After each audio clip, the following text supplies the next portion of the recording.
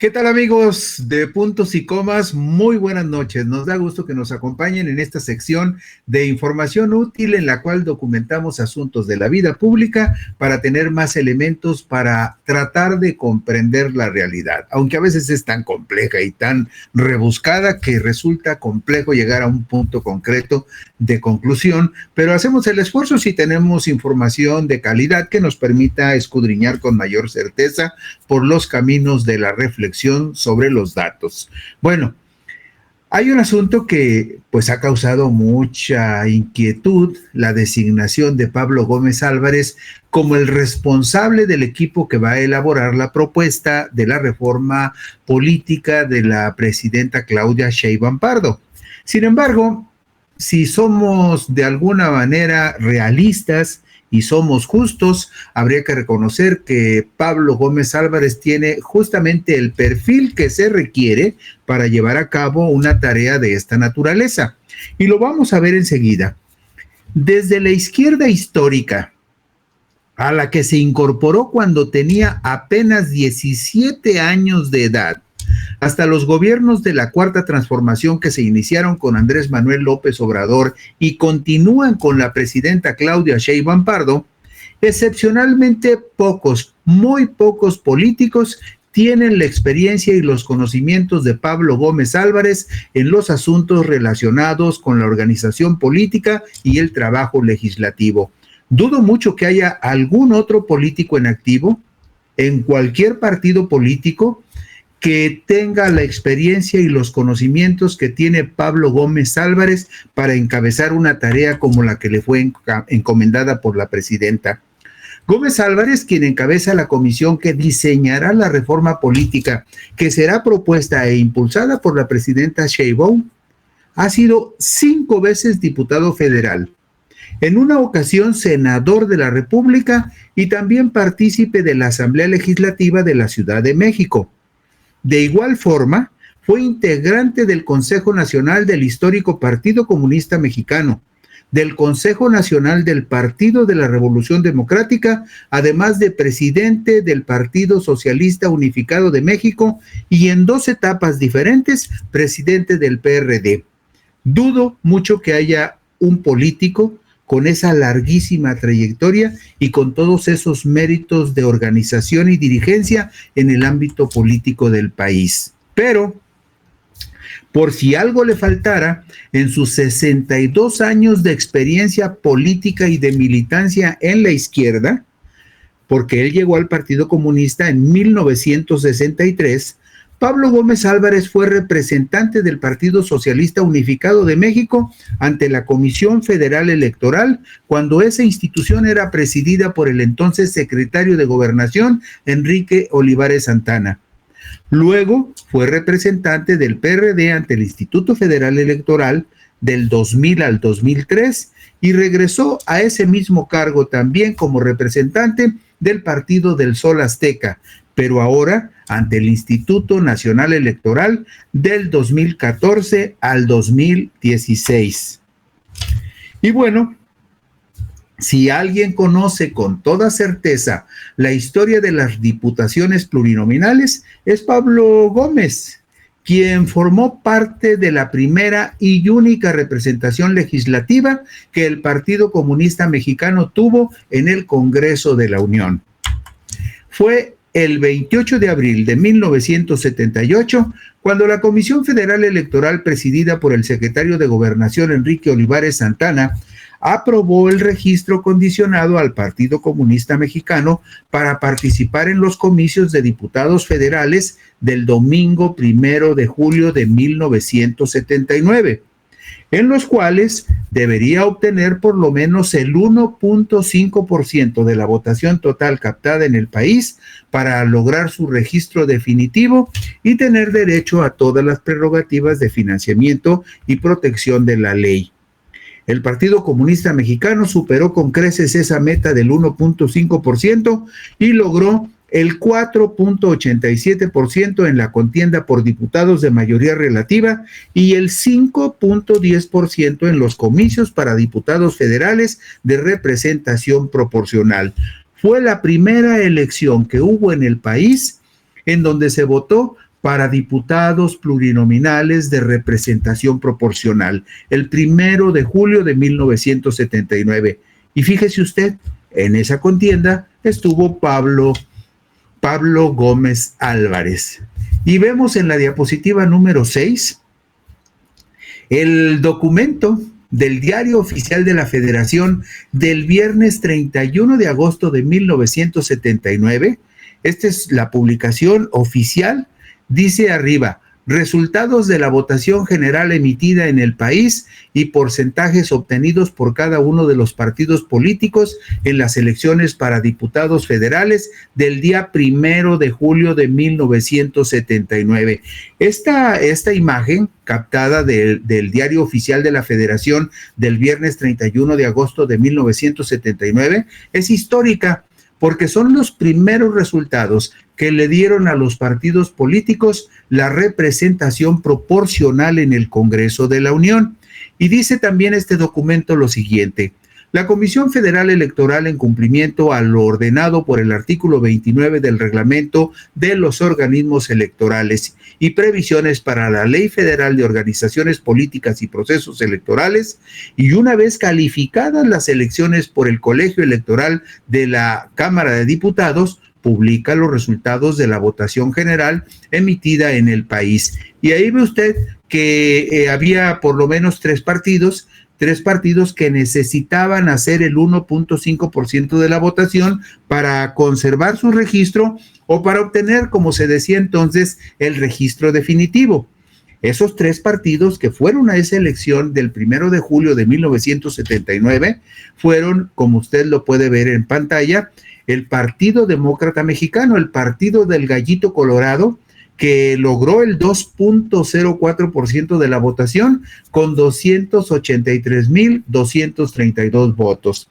Y luego ve también el Partido Comunista Mexicano, que logró el 4.87% de la votación con 675,677 votos, y el Partido Socialista de los Trabajadores, que logró el 2.02% con 280,000 votos. Pero si vemos la votación de abajo, de la parte inferior derecha, vemos que en la votación para la representación proporcional, y esto fue una hazaña en su momento, vea usted que el Partido Comunista Mexicano logró 703,000 votos en una elección donde el PRI era aplastantemente controlador. Bueno, pues le acabo de decir a usted que el presidente de la Comisión Federal Electoral era el secretario de Gobernación, entonces el PRI tenía todas las cartas y la mayoría de las cartas marcadas y difícilmente podía perder.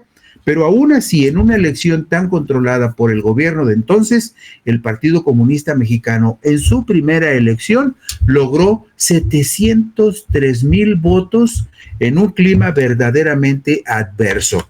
Y vemos en la diapositiva número 7 por qué le estoy mostrando este documento. Porque dice la diapositiva número 7, la continuación, la siguiente página del Diario Oficial de la Federación, dice: esta publicación surte los efectos de declaratoria en relación a lo dispuesto por el artículo 34 de la Ley Federal de Organizaciones Políticas. ¿Y a qué se refiere? Se refiere al párrafo que aparece en medio.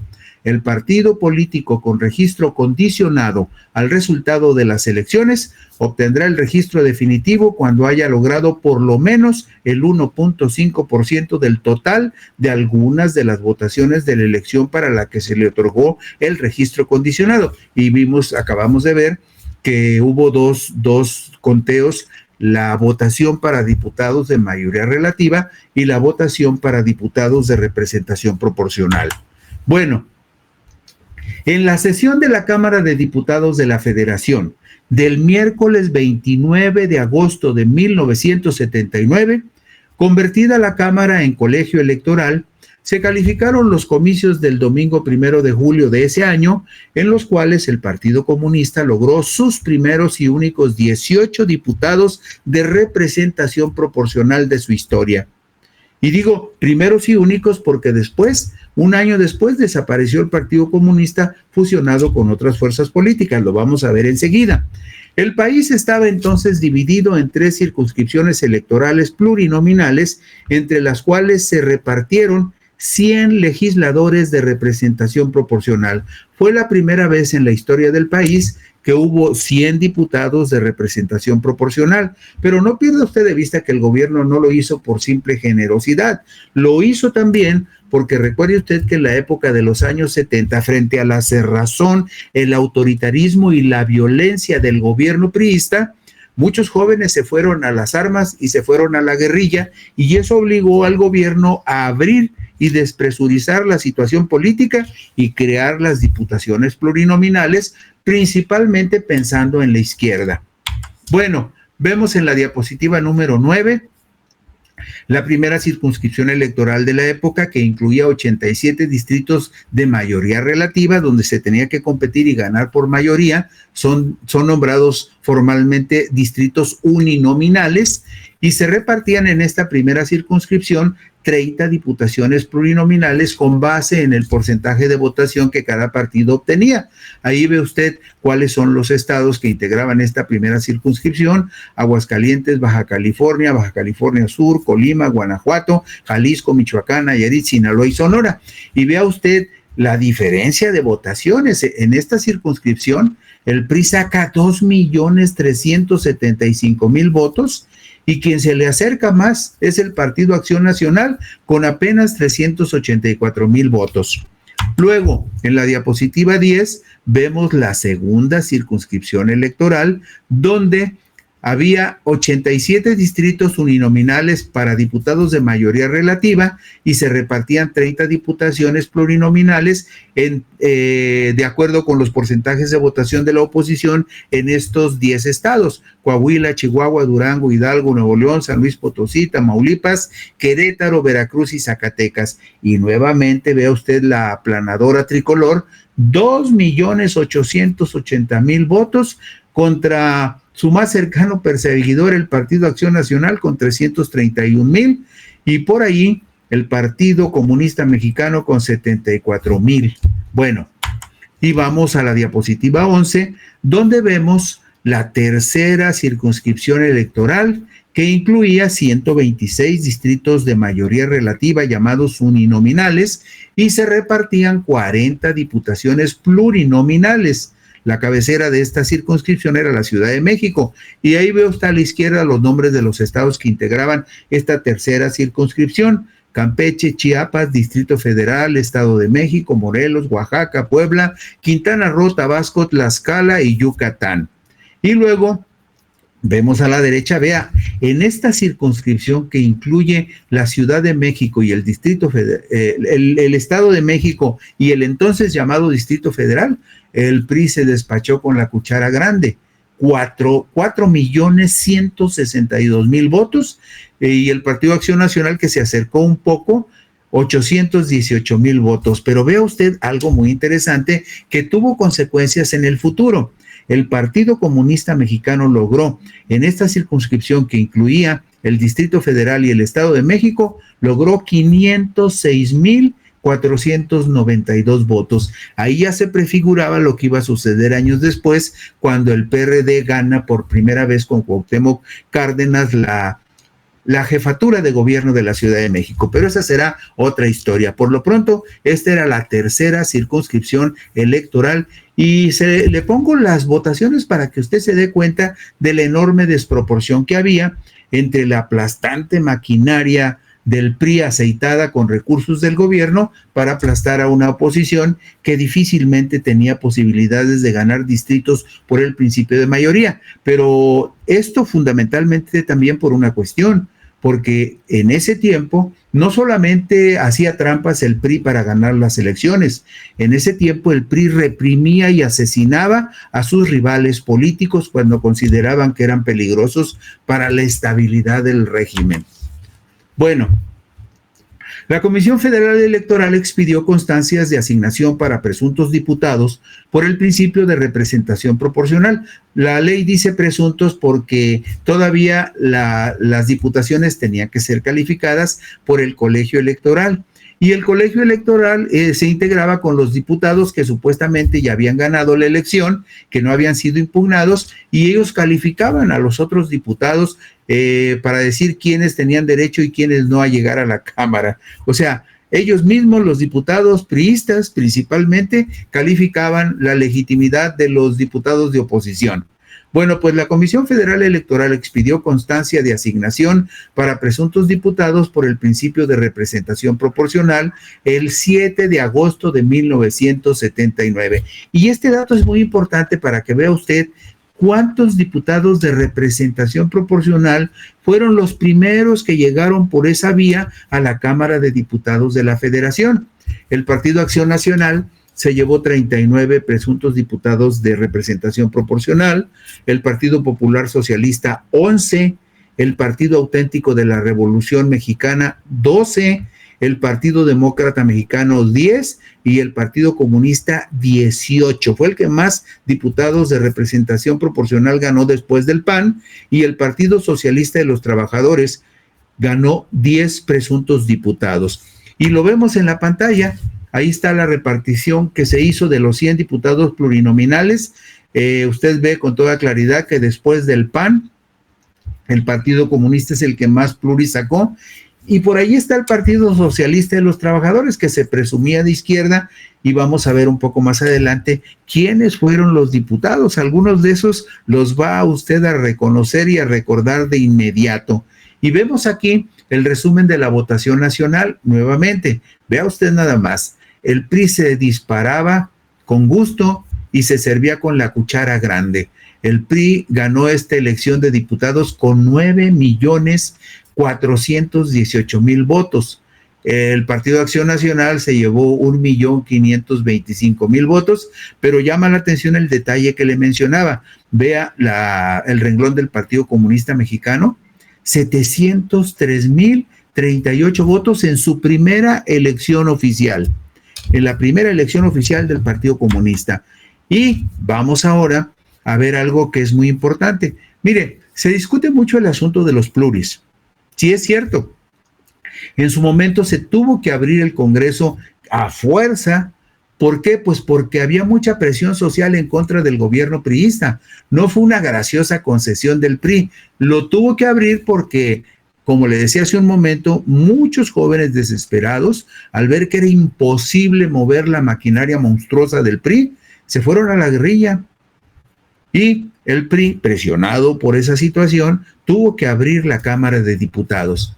Fue justamente en la primera y única diputación plurinominal del Partido Comunista Mexicano, en la cual aparece justamente Pablo Gómez Álvarez. Ahí le va. Por la primera circunscripción fueron diputados federales plurinominales del Partido Comunista Mexicano Alejandro Gascón Mercado, Roberto Jaramillo Flores, Ramón Danzós Palomino, Otón Salazar Ramírez y Sabino Hernández Telles. Son luchadores sociales que están en la historia de este país. Ahí vimos cómo la apertura a la izquierda sí enriqueció la representación nacional, porque todos estos personajes eran personajes auténticamente luchadores en favor de las causas del pueblo. Luego vemos que por la segunda circunscripción fueron legisladores plurinominales del Partido Comunista. Escuche usted los nombres: Valentín Campas Salazar, Carlos Sánchez Cárdenas, Antonio Becerra Gaitán y Santiago Fierro Fierro. Y por la tercera circunscripción, Arnoldo Martínez Verdugo, Gilberto Rincón Gallardo Meltis, Manuel Stephens García, Gerardo Unzueta Lorenzana, Evaristo Pérez Arriola, Manuel Arturo Salcido Beltrán, Pablo Gómez Álvarez, que entonces estaba muy jovencito, Fernando Peraza Medina y Juventino Sánchez Jiménez. Esto también muestra algo muy importante. Los pluris tenían que ser aquellos que llegaran por esa vía para enriquecer la representación nacional. Los nombres que le acabo de mencionar, todos contribuyeron a enriquecer esa representación nacional, como también ocurrió con los diputados, con muchos de los diputados del PAN que llegaron como pluris. Pero mire, vamos a ver quiénes fueron los plurinominales del Partido Socialista de los Trabajadores, para que vea usted que hay por ahí algunos nombres muy conocidos que todavía llegan hasta, los ecos de esos nombres todavía llegan hasta la actualidad. Por la primera circunscripción, como diputados plurinominales del Partido Socialista de los Trabajadores, llegaron Jorge Amador Amador, Adolfo Mejía González y Loreto Hugo Amao González. Por la segunda circunscripción, Pedro René Etienne Llano, Juan Manuel Elizondo Cadena y Juan Manuel Rodríguez. Y por la tercera circunscripción, agárrese, Graco Ramírez Garrido Abreu, Manuel Terrazas Guerrero, América Avaroa Zamora y Jesús Ortega Martínez, para que vea que de aquello también llegó gente muy interesante, pero también llegó gente que con el tiempo como que se torció mucho en ese camino de la izquierda mexicana. Y nada más para que quede constancia de cómo en ese momento los partidos políticos verdaderamente se preocuparon por enviar a la Cámara por la vía plurinominal a muchos de sus mejores representantes, algo que no sucede actualmente, porque no me dirá usted, por ejemplo, que Marco Cortés y Alito Moreno y Ricardo Anaya son lo mejor que tiene el PAN. Por supuesto que no, el PAN tenía verdaderamente en algún momento, tenía representantes que valían la pena. Bueno, pues en esa elección llegaron como diputados plurinominales, los primeros plurinominales del PAN, en la primera circunscripción fueron Luis Calderón Vega, David Alarcón Zaragoza, Rafael Morelos Valdés, Carlos Pineda Flores, Antonio Obregón Padilla, Rafael Gilberto Morgan, Juan Manuel López, Alberto Petersen Biester, Salvador Morales Muñoz, Esteban Zamora Camacho, Cecilia Marta Piñón Reina y Delfino Parra Banderas.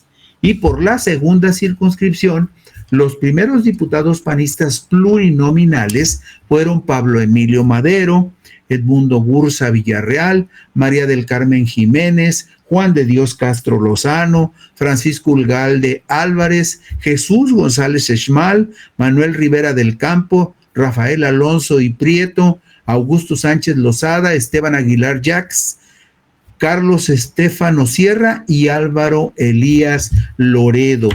Y finalmente, por la tercera circunscripción electoral, llegaron como diputados panistas de representación proporcional Abel Vicencio Tobar, Eugenio Ortiz Walsh, David Bravo y Cid de León, así se llamaba, David Bravo y Cid de León, Armando Ávila Sotomayor, Luis Castañeda Guzmán, Juan Landerreche Obregón, Francisco Javier Aponte, Carlos Enrique Castillo Peraza, Raúl Velasco Cimbrón, Irán Escudero Álvarez, Graciela Aceves de Romero, Federico Lin Altamirano, José Isaac Jiménez Velasco, José G. Minondo Garfias y Miguel Martínez Martínez. Como usted puede ver, en ese momento, en las elecciones de julio de 1979, los plurinominales que fueron escogidos por sus partidos políticos sí llegaron a enriquecer la representación nacional, algo que ya no sucede en la actualidad. Bueno, pero ¿qué pasó con Pablo Gómez y qué pasó con el Partido Comunista? Pablo Gómez Álvarez, quien diseñará la reforma política que impulsará la primera mandataria Claudia Sheinbaum, fue presidente de la Sociedad de Alumnos de la Facultad de Economía de la Universidad Nacional Autónoma de México en el periodo 1967-1968.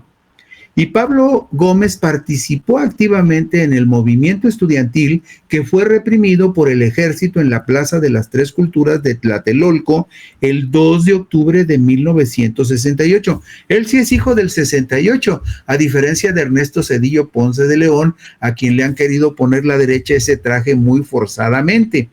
Bueno, pues esa represión del 2 de octubre, usted sabe que fue por mandato del entonces presidente de la República, el priista Gustavo Díaz Ordaz.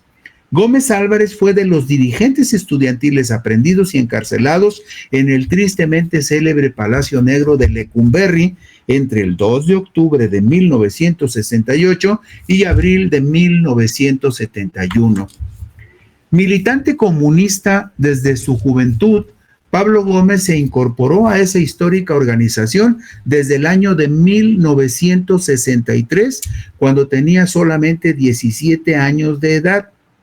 Fue integrante del Comité Central del Partido Comunista Mexicano entre 1976 y 1982.